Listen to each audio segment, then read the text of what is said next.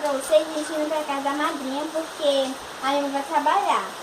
Aí eles estavam com o nosso guarda-chuva, porque vamos não pode levar chovendo. E aqui tem o meu guarda-chuva. O da minha irmã é de corujinha e o meu é essa cor aqui, ó, porque eu quis sabão, gente, agora ele vai abrir pra poder ir. Eu também. E eu gosto da minha irmã. E agora a gente vai. Bora, mãe. Minha mãe também tá com o guarda-chuva dela.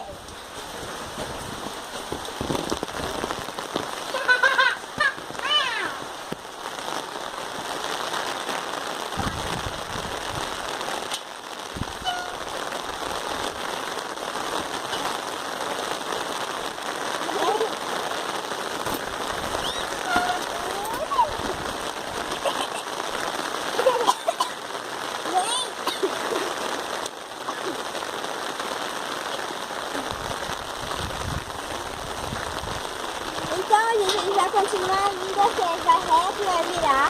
Então, tchau, gente. Espero que vocês tenham gostado. Se inscreva no nosso canal. Deixe joinha também. Tchau.